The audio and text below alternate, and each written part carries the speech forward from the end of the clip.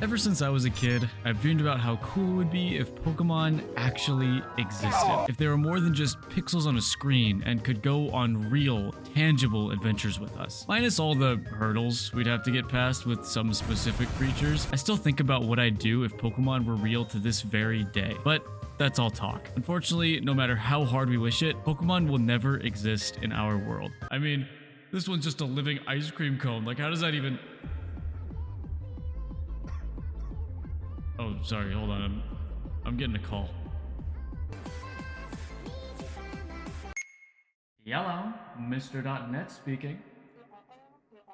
Oh, yeah, I'm actually on stage right now, and I'm doing my Vanilla bit for the first time. I think it's going really well. What? It's not overdone? Ice cream can't even do that. Yeah. What? You're joking. There's no way. Sorry, I gotta go. Pokemon is real! Kind of.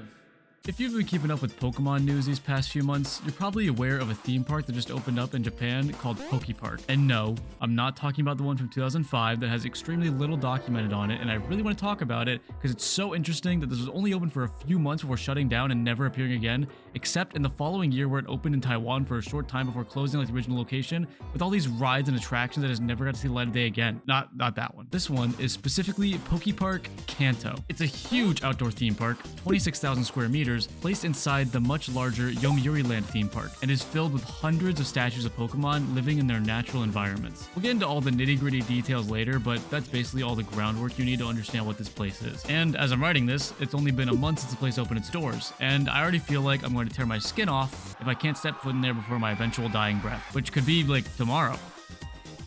Who knows? So, there's only one thing to do. Oh, you were thinking of like watching a video about it? Like where someone goes there and talks about it? Like the one right now. Yeah, that probably would have been a lot cheaper. Now, I didn't fly to Japan just to go to Poke Park. While this video is only about that, the initial idea was to attend the Pokemon X Hatsune Miku Voltage Live with some gamers that was happening around the same time, and use that as an excuse to go to Poke Park as well. And I won't get too much into it because that's a whole nother story for another day, but I don't think I can ever go to another concert ever again. My standards have reached somewhere unattainable, but never mind that. We've got an entire park to explore and only 8 hours to do it, so let's make the most of it. But real quick, guess who made the Pokedoku puzzle for today? Me. I did it. If you don't know, Pokedoku is a super fun Sudoku-style Pokemon puzzle game with new puzzles every single day. It's all about using your Pokemon knowledge and filling up the 3x3 grid to the best of your ability, all while following the categories surrounding it. My puzzle is a mix of my favorites and prominent Pokemon featured in this video, and it's live right now on the day this goes up. There's also the chance of the Pokemon you choose being shiny, so go try it out. The link will be in the description. And huge thanks to Joe from Pokedoku for reaching out to give me the chance to create my own puzzle. Back to Japan. We arrived at Park Open, and from the jump, I already felt like I was going to cry. One thing you learn from going to Pokemon centers around Japan is that they are extremely particular when it comes to crafting these types of real Pokemon locations, and this is even more living proof of that. The entrance to the park itself is through a Pokemon lab, but that isn't the only thing out here. There's also a huge Pokeball that if you press, plays a random Pokemon cry right out in front of the lab. After waiting in line for a bit and going through a bag check, we finally entered the park itself. Me and a bunch of my friends were able to pick up the highest tier of passes, the Ace Trainer Pass. With this, we got an awesome little wristband to show off to everyone that we spent a little more money than them, and that makes us more important. Not only were we able to enter the Pokemon Forest at any time without a reservation, we were also gifted a bunch of neat goodies, most notably this Pokeball satchel, which was great for lugging all the tickets and papers we got from around the park throughout the day. I would highly recommend grabbing this pass if you can, just for the sheer convenience of all of it, but I don't want to yap too long about pass benefits. Let's talk about some of the park itself. It is purely magical. After experiencing it, I think I finally understand Disney adults on a different level. Because, let's be real, I'm no better. Almost as soon as you walk through the gates, you're already greeted with so much. A Dodrio on the roof alongside a Pikachu and Eevee chatting it up. Something interesting I instantly noticed was that they used the cries from the anime instead of the games, which makes sense. I love the cries from the games, but using the anime ones makes it all feel that little more real, in my opinion, and that's definitely the vibe they're going for. They want these creatures to feel real even if they can't move. And with how high quality and expressive the statues are, I feel like they reached a pretty solid middle ground. Once you walk past Pikachu and Eevee, you truly enter the park. This is Sedge Town, the place where you'll find most of what this park has to offer. Merch stalls, games, rides, food, it's all down this strip. And at the forefront is this beautiful statue of the legendary birds. Now, you might be thinking that from the name alone and some of the Pokemon shown so far, that this park is just more Kanto pandering. Well, yes, to an extent. While most of the park is definitely themed around Kanto, seeing as it's built near the real inspiration of the region, it isn't only Kanto Pokemon you'll find here. Honestly, the variety of Pokemon they picked for this place is pretty impressive. You'll find a bunch of guys from around all the regions, all the way up to Paldea, though you'll still find mostly Kanto Pokemon, which in this case I think they get a pass on, and I think the attention to detail makes up for that as well. Unsurprisingly, you'll find Pokemon literally everywhere, walking down paths, hanging out on the roofs, even on some of the branding and signs. If you ever decide to make a trip up here, definitely keep an eye out. Sometimes you'll find unexpected Pokemon in even more unexpected places. Getting back on track, we had a lot planned for this day. So the first thing on the docket was killing some time until our gift shop reservation in a couple hours. The plan was simple. Cookie. We stopped by the Pokemart and grabbed some snacks. I forgot to get any footage inside the mart itself, but there weren't too many options. I ended up getting the Squirtle drink, which was super cute, and a full heal cookie. Highly recommend the Squirtle one, by the way. Unfortunately, I never got to try the Charmander one, but that one sounded tasty too. Well, dang. Guess I gotta go back one day. That sucks. But with our stomachs not even slightly full from theme park food, it was time for our turn to enter the gift shop. I had been preparing myself for this ever since I got that confirmation email for my ticket. This is a gift shop that is purely exclusive for this place only. Do you understand how dangerous that is for a person who loves exclusive themed things? Really, really bad. So I prepared my credit card for the worst and lined up for entry. And honestly, it wasn't that bad. Don't get me wrong, there's definitely some standouts like the exclusive plushies and tiny keychain Pokemon ears, but most of the merch didn't speak to me on that you need to buy this right now level that I thought it would. And one of the main things being the Pokemon ears you could just find out in the town. Not to say I didn't end up spending a lot, quite literally the opposite, but it just wasn't as insane as I thought it would be, which is the best result, if you ask me. We didn't have much time to think about how much money we spent though. A very important meeting was coming up, and if we were late, it would drastically shift the vibes of this entire excursion. A meeting of what, you ask? You may have heard of him. Yeah, it's BlueVacktor. What the hell, man? I actually don't know who that guy was, but he's not important anymore. We were actually scheduled to meet and take photos with Pikachu and Eevee. Fortunately, I didn't get any footage of this myself, but I'm gonna see if future me can find some while editing this video so I don't have to do any of the work. Thanks, buddy. Overall, such a wonderful experience though. Not gonna lie, I was a little nervous being thrown into a small room with two celebrities, but hey, when else am I gonna have an experience like this? I think Eevee wanted me to pet it because it kept bumping into me, but I'm a little stupid and didn't catch the cue. I just thought, well, the room is kind of cramped and these costumes are pretty big, so they're probably just trying their best. But in reality, the person in Eevee's costume desperately wanted to be pet, and I failed them. And they even printed out your favorite photo to put in a little display thing, which was so cute. Once I finished up meeting my idols, we had a quick snack break before the next big event. Wait, no one cares. Something infinitely more important than whatever I'm about to say is happening. By pure coincidence, as soon as we decided to take our break, we heard rumblings of a parade that was about to come around the fountain of Sedge Town. Now, I was unfamiliar that this parade even existed in the first place, so imagine my surprise when I see an unfathomable amount of bubbles flying through the air with an entire posse of Pikachu and Eevee following close behind. It was incredible. And the bubble machines were little Squirtle guns, which was really cool. And then I thought about it for longer than like 2 seconds and it instantly started to unsettle me a bit. But hey, we're in Poke Park. Who has time to worry about the endangerment of animals? Look at those freaking Pikachu go! One of my favorite parts about this whole random parade were the outfits that the dancers were wearing. It was a bit hard to tell because of how much fun I was having, but it looked like they had 2 people in Pikachu and Eevee themed outfits and then 2 more people in Primarina themed outfits. But I'm a little more unsure about those. Either way, this was incredible and I do not regret sitting down to enjoy this for even a moment. But it did almost make us late to our next event on the schedule. Something I had literally no expectations for, but was excited nonetheless. The Sedge Gym Show, or the Pika Pika Spark Show. When buying tickets, they're very vague on what this thing even is. They just describe it as special shows featuring Pikachu and friends along with performers, enhanced by by music, light, and a slew of other stage effects. Cool, that could literally be anything. So, safe to say, I had no idea what we were gonna walk into, but nothing could have prepared me for the show itself.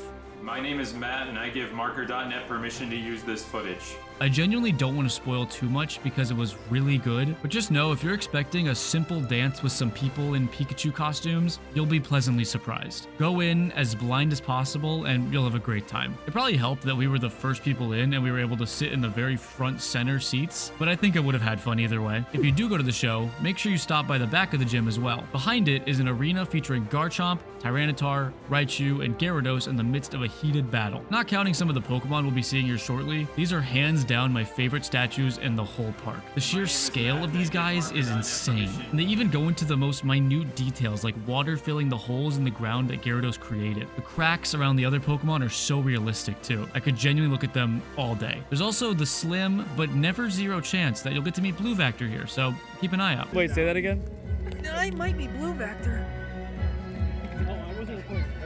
Now, I've saved the best for last. I'd say other than the town itself, this upcoming section is probably why most people come here in the first place. The Pokémon Forest. This one's seriously special. In basic terms, it's a zoo for Pokémon. You walk through a predetermined path of approximately 500 meters, seeing Pokémon of all types and regions scattered throughout. The theming and the vibes are just, I don't even know the words to explain it. Before I get too lost in the sauce, let's go through the forest section by section and talk about how incredible it all is. First, you enter through the Pokémon lab at the front of the park. As expected, it's heavily themed on Oak's lab in particular, with the furniture being extremely faithful to how it's depicted in Let's Go Pikachu and Eevee. From the 3 starters waiting on the table, all the way down to the posters and notes pinned onto the wall. After entering the lab, you're given a field research notebook with some info on the local wildlife. I couldn't get any footage, but the lab assistant talks to you as if you're about to go on a real field research study, telling you to meet up with a guide that's further up ahead. And past that is the real beginning of the forest. I am in love with this first area. The fact that they went for the grid-like setup to pay homage to those early roots is the best decision they could have made. As you go on, the landscapes become more realistic, but I'm so glad we got to see a Pokemon route from the older gens in real life. You got everything from the route signs to the little ledges to jump off of, and not to mention how full of life this spot is. Every early route Kanto Pokemon you'd expect is here, with some extras thrown in to give more variety. And I haven't even mentioned the music yet. From what it sounds like, it's extremely similar to the Route 1 recreation from Let's Go, but there's little bits that sound ever so different, so I'm pretty sure it's a new original track. I could be wrong though. Either way, it's the perfect choice for this first area. I think my favorite part is the Pidgey and Nidorino having a little territorial battle. I mentioned earlier how expressive the statues are, and this is where that becomes somehow even more impressive. They're all unique, doing their own thing as if they were real living creatures. I think that this moment is when Pokemon felt more real than ever to me. I got transported back to when I would play pretend with my friend in my backyard. We would download these shitty Pokedex apps onto our iPods and imagine we were out in the tall grass searching for rare Pokemon. It helped that a lot of my backyard actually had some crazy tall grass during certain times of the year, so it truly felt like we were out there doing our own field research. It'd usually end up with us battling with our own made-up teams or teams featuring the Pokemon we had found on our fake excursions. Those times mean a lot to me, and I hold those memories very close to my heart. So the fact that this forest rose up those feelings within me not even 5 minutes into the walk, I'm surprised I didn't cry, to be honest. Maybe it was because we didn't have time for that. There was still so much forest left. So we pressed on and entered the next area, which was a forest filled with almost entirely Pikachu and Eevee. With how Eevee has become Pokemon's second mascot over the past decade or so, the marketing for this place makes a lot of sense. Pikachu and Eevee are the faces of Pokepark, so it's only natural they dedicate an entire section to those guys, but they aren't that narcissistic.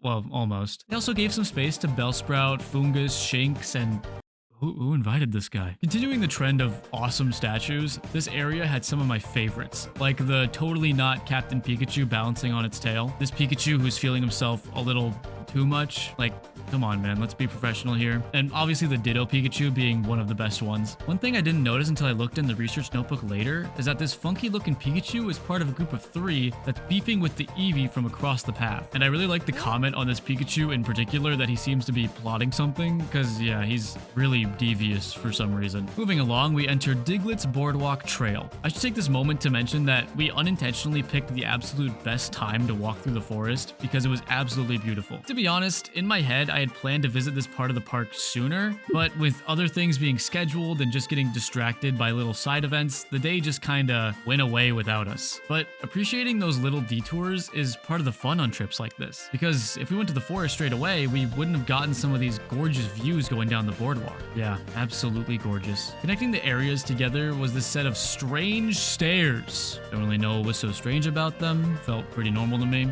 Probably rename this part to normal stairs if we want to be more accurate. Up next, we got some birds, a front row seat to pure gluttony, and a cool map of the place showing silhouettes of some of the Pokemon you'll find along the way. Like I mentioned earlier, I'm honestly very satisfied with the variety of Pokemon they got for this place, especially as you go further into the forest. Like, who expected an entire area just filled with Bidoof? Well, maybe that's not the best example because it is pretty popular, but like an entire area? Only Pikachu and Eevee got that. Freaking everywhere, man. They even tore down the path and made you climb a bunch of stairs just to get around. But if you don't feel like doing that, you are allowed to just walk over them, which I think is pretty funny. It's cool though. On the path up, you get to see a wide variety of Bidoof hanging out and living their lives. They even have a representation of me. I feel so seen. All these guys are great, but I think the highlight of this whole spot was finding this tiny Joltik just chilling on this tree branch. I love that guy. Wait, did you hear that? I'm not crazy, right?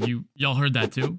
You're not shiny hunting, are you? Because I swear I heard a shiny sparkle. Oh my goodness! I had no idea that this thing existed. Kind of lying a little. I knew that there was at least one singular shiny Pokemon inside this forest, thanks to my friend Legend Link warning me in advance. So I had at least a little expectation, but while finishing up in the Bidoof area, we heard a distant shiny sparkle and our fight or flight kicked in so fast. Straggling a short distance away from a group of Goomy was a shiny one. The fact that this exists at all in the first place is so amazing that I can't even find the words. But also the detail of playing the shiny sparkle from a distance so you hear it before heading over and seeing it is so good. And what a great shiny to pick too. It's different enough to where people unfamiliar with the details of shinies can notice that something's up with that Goomy, and it's just an incredible shiny to throw in, hands down. This whole encounter made this already one-of-a-kind experience so much better. And that's not even the end of it. On the lead up to a cave entrance, a group of Rhyhorn are racing down the path alongside some other rock types like the Geodude line and the Roly-Poly line of all things. Really obscure pick, but I respect it. The cave itself is pretty short, with the main highlight being the real Helix and Dome fossils within a little dig site, but there's also some Sableye scheming with many Zubat hanging around. Then, when you reach the exit of the cave, you get jump scared by Onix. After walking past some Sentret and Furret, running into Onix's big brother doing the same shit,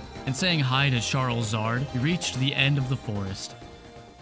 Cinema. Without sounding like a broken record, this was one of the best experiences of my life. I think if you aren't that into Pokemon or walking, this might not be the exhibit for you, but as someone who's grown up with the dream that maybe one day Pokemon could be real and I could physically interact with them, this is genuinely a dream come true. And to make things even better, we capped off our visit with a quick trip to the Pokemon Center to heal up all our guys. Each time you go in, Nurse Joy does a demonstration of healing a party of Pokemon. This group of Pokemon will actually be a random party from a trainer in-universe, which is so neat. When we went in, we got to see Brock's team getting healed, with the correct Pokeballs and everything. Again, I can't praise the attention to detail enough, it's just incredible. But once they're done with the demonstration, they'll separate whoever's in there into a few groups where Nurse Joy will take one of your plushies and place them on the healing station. So, naturally, I had to hand over my cat Tsugiri so he could get all healed up. It's just so peak. I had the time of my life at Pokepark, and if you're a huge Pokemon fan with a few $1,000s for travel fees and lodging to spare, there's not much I can recommend more than going to visit here. I sound like a paid shill, but hey, can you blame me? My favorite thing in the world now has an extremely detailed theme park that I can go to at any time as long as I pay $1,000 for a plane ticket. Isn't that amazing? Jokes aside, it is surreal that this just exists now, especially after the closing of the original Pokepark back in 2005, over 20 years ago. It's funny, once I started working on this video and learned about the original Pokepark, I spent more time researching that than doing this one. I have so much knowledge and information crammed into my head on this place now that it's a little concerning.